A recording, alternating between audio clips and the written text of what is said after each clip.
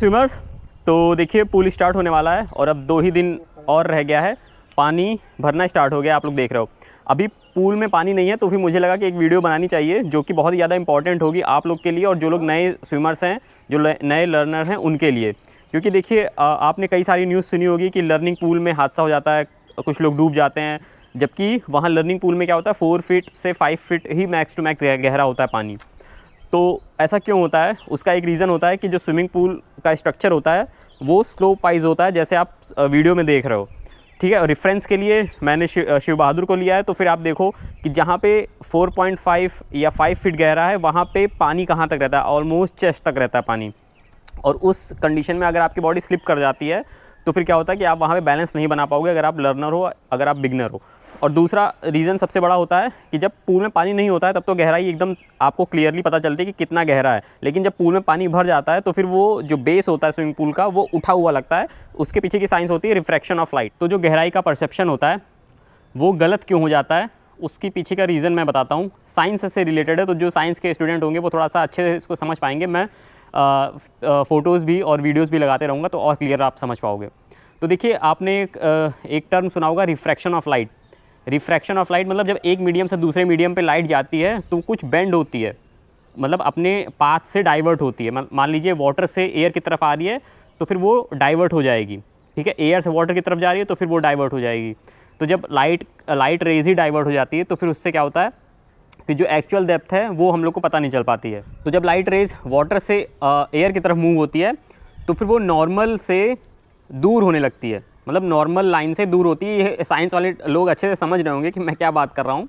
हालांकि इसमें refractive index वगैरह का भी वो होता है, लेकिन उतना डीप नहीं जाएंगे। बस आप इतना समझो कि रिफ्रैक्शन के कारण ये डेप्थ उठी हुई लगती है और जिसके कारण हम लोग का माइंड सोचता है कि कम गहरा है और उसमें हम लोग जंप कर जाते हैं। इसको और अच्छे से समझाने के लिए मैं एक छोटा सा डेमोन्स्ट्रेशन करके दिखाता हूँ। ये आप लोग एकदम क्लियरली समझ पाओगे कि जैसे मैंने कॉइन एक बकेट में डाला और अभी आप देख रहे हो कि वो कॉइन नहीं दिख रहा है, ठीक है। अब मैं उस बकेट में पानी जैसे जैसे भर रहा हूँ तो आप देखो कि वो कॉइन आपको दिखना शुरू हो जाएगा। तो ये क्यों होता है? सेम रूल यहाँ भी फॉलो होता है रिफ्रैक्शन का, और सेम चीज़ पूल में भी होती है।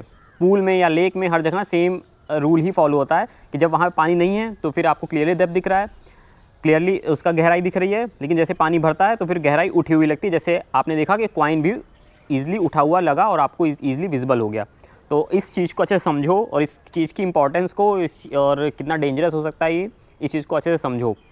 तो इस स्लोप को आप लोग हल्के में मत लीजिएगा, क्योंकि आप लोग को लग रहा होगा कि हल्के हल्के से स्लोप बढ़ रहा है, तो ऐसा नहीं होता। अगर आपका पैर एक बार स्लिप कर गया और आप अगर गलती से पीछे की ओर स्लिप कर गए तो हो सकता है आप सीधे खड़े भी ना हो पाओ और उस चक्कर में आपकी बॉडी स्लोप के साथ पीछे चलती चली जाए और गहरे पानी में फंस जाओ और फिर हादसा हो जाएगा। तो फिर इस चीज़ को बहुत ही अच्छे से समझ लो।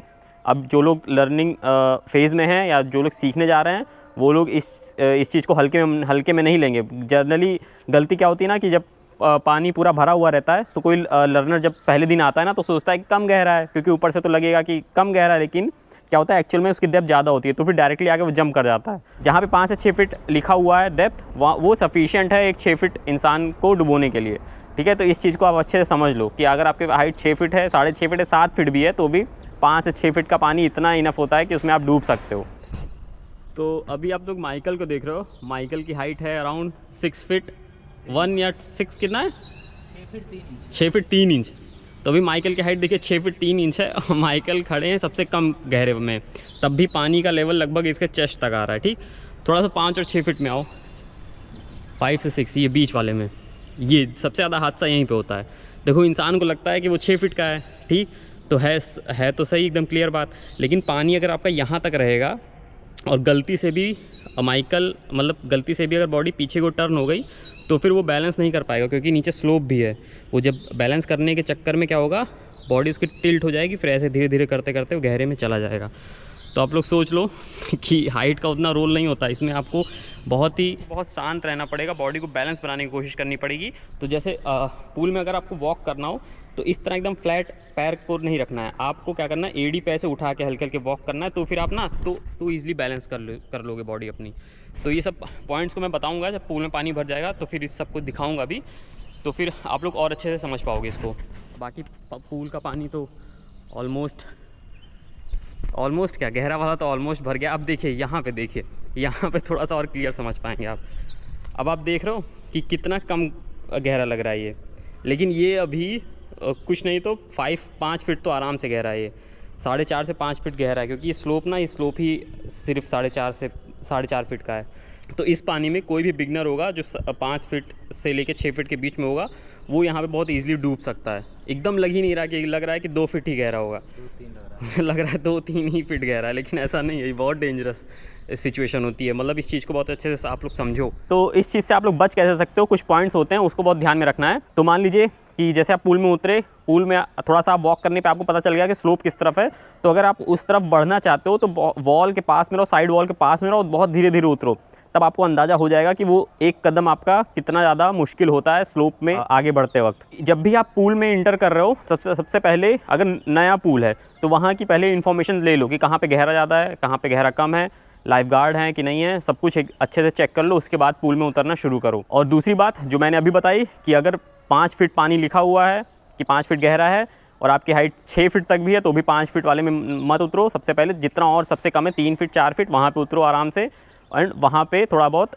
कंफर्टेबल हो, बॉडी को बैलेंस करना सीखो। तो ये बात तो पूल की हो गई। पूल में तो आप हमेशा स्विमिंग करोगे नहीं, आपको ज़रूरत पड़ेगी, कहाँ पड़ेगी, जब आप किसी ओपन जगह पे जाओगे, जैसे झरने के पास जाओगे, नदी में जाओगे, और झील होती हैं छोटी छोटी, तालाब होते हैं, आप इन सब जगह पे जब जाओगे, जैसे मान लो आप नॉर्थ ईस्ट की तरफ जाते हो, मेघालय या असम या अरुणाचल जाते हो, तो वहाँ पे नदी, झरने, झील, तालाब, ये सब इतने क्लियर पानी होता है कि एकदम बेस दिखता है नीचे।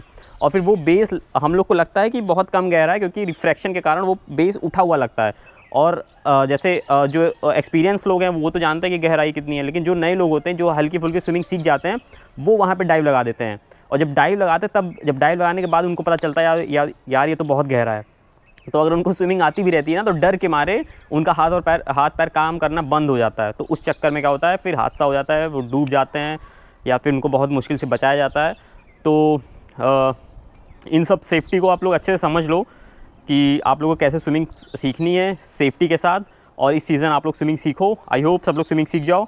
और सारी टिप्स की वीडियो एक धीरे धीरे करके आएंगे। डीप वाटर में कैसे बचते हैं, कैसे डीप वाटर में अगर आपको स्विमिंग नहीं आती है तो कैसे आपको बहुत सेफ्टी के साथ उसको कंट्रोल वे में वहाँ डीप वाटर से बाहर आना, इन सब की मैं वीडियोस लाऊंगा, अच्छे से डिटेल वीडियो लाऊंगा।